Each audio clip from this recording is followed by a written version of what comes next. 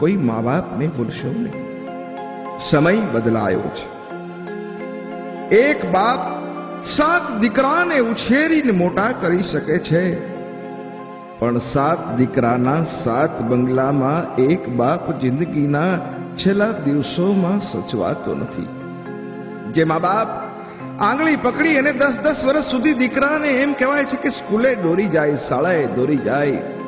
મારા યુવા મિત્રોને એટલું કેવું છે કે બસ એ મા બાપની પાછલી જિંદગીની માલિકો જિંદગીના છેલ્લા 10 વર્ષ એની આંગળી પકડી એને મંદિર કે દેરાસર સુધી દોરી જજો. મા બાપનું ઋણ જગતની માલિકો ચૂકવી શકાતું નથી. ઋણ નહીં ચૂકવાય, મા બાપના ઋણ નહીં ચૂકવાય. કોટી જાપ જપો છતાં પણ મા બાપના ઋણને ચૂકવી શકાતું નથી. દીકરો માને કે છે, માં બોલ, તું વારે વારે મને કીધે રાખે છે, મેં તારી માટે આમ કર્યું, મેં તારી માટે આમ કર્યું. માં તે મારા માટે શું કર્યું? લાવ આજ તારો આપણે હિસાબ કરી દઈએ. માં તે જે મારા માટે કર્યું છે, લાવ હું તને એનો હિસાબ કરીને આપી દઉં. અને ત્યારે જગતની માં એમ કહેતી હતી કે બેટા હિસાબ કરવો છે? હા, લે કાગળ અને પેન લે બેટા.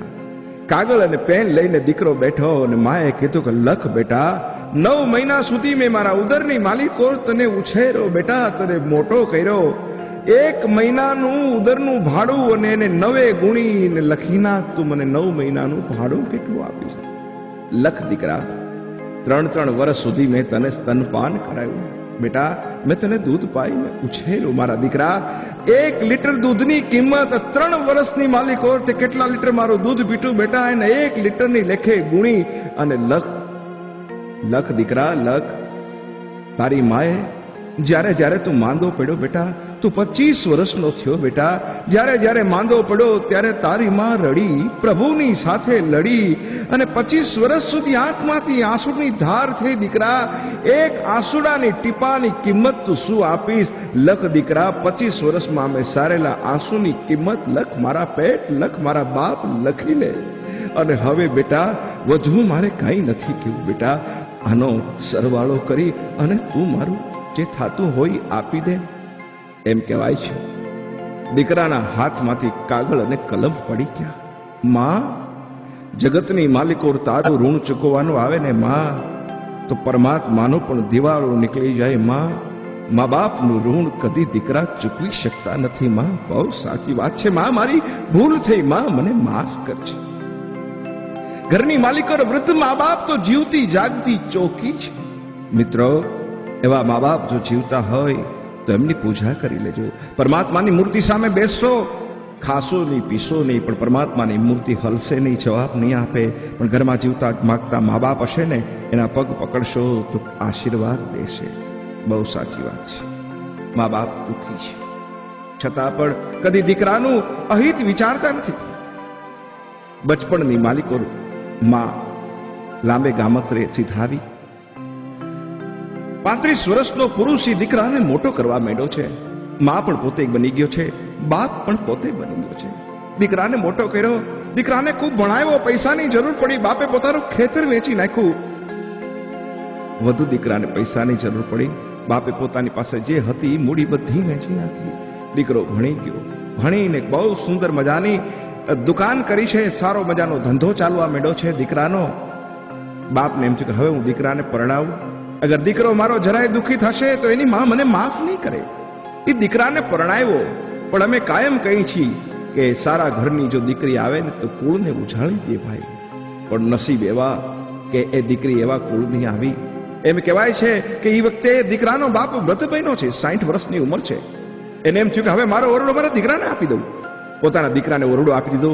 બંને અંદર દીકરો અને વહુ ઓરડો સંભાળી લીધો છે. બહારની ઓસરીમાં પોતાનો ખાટલો છે. પણ ત્રીજે દિવસે પેલી એવા કુળમાંથી આવેલી એને તરત એના પતિને કીધું કે તમારા બાપ બાર ઉધરસ ખાય છે, આપણી નિંદર બગડે છે. એને કયો ને કંઈક કે એનો ખાટલો ઓરડામાંથી ઓસરીની માલિકો લઈ જાય. બીજે દિવસે દીકરાએ એટલું કીધું, બાપુ આ તમારો ખાટલો છે ને, એને આ ઓરડાની માલિકોથી ઓસરીની માલિકો લઈ જાઓ. અને ત્યારે બાપે કીધું, બેટા ઓસરીની માલિકો તો ઢોરવાળો છે, બેટા હું ત્યાં કેમ સૂઈ શકીશ? મારા પેટ મને અહીંયા પડ્યો રહેવા દે. હવે કઈ હું જાજુ જીવવું એમ નથી જિંદગીમાં. હવે તો 2 ધોતિયા ફાડું એમ છું. ત્યારે ભણેલા દીકરાએ બાપને સમજવા કરતા શબ્દને પકડ્યા. બજારની માલિકોર ગયો દીકરો અને દુકાનમાંથી 2 ધોતિયા લાવ્યો અને બાપને એટલું કીધું કે લ્યો બાપુ આ 2 ધોતિયા અને હવે તમે જાત્રાએ નીકળી જાઓ, તમારે અહીંયા રહેવાનું કંઈ જરૂર નથી.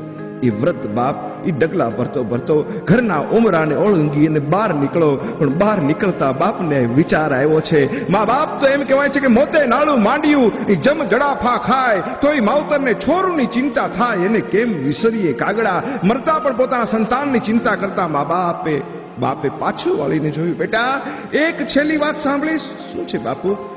બેટા તું તો ખાનદાન પરિવારનો દીકરો, તને મારા માટે 2 ધોતિયા લાવવાનો પણ વિચાર આવ્યો. બેટા મારું એક કામ કર, આ 2 ધોતિયામાંથી એક ધોતિયું તું રાખ. પણ બાપુ સમજાતું નથી.